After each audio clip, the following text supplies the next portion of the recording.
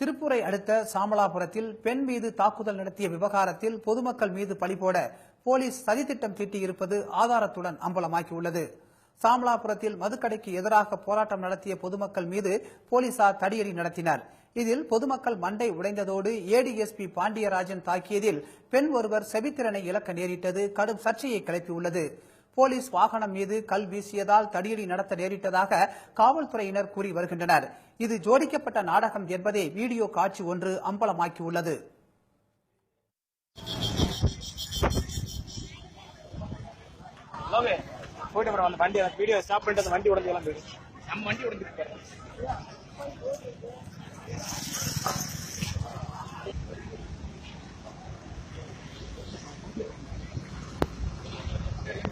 என்ன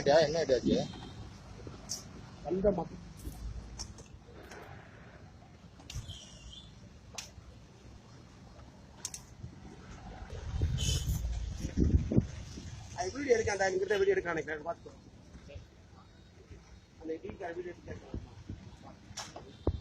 என்ன ஆச்சு? நாடி உடைச்சிங்களா?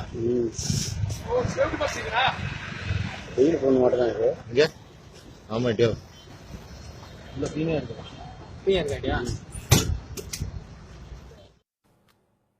சாமலாபுரம் தடியடி குறித்து விசாரணை நடத்த மேற்கு மண்டல ஐஜி பாரி உத்தரவிட்டுள்ளார். அதன் பேரில் கோவை டிஐஜி தீபக் விசாரணை நடத்தி வருகிறார். பெண் மீது தாக்குதல் நடத்திய ஏடிஎஸ்பி பாண்டியராஜன் மீது கடும் நடவடிக்கை எடுக்க வேண்டும் என்று மகளிர் அமைப்புகள் போராட்டத்தில் ஈடுபட்டு வருவது குறிப்பிடத்தக்கது.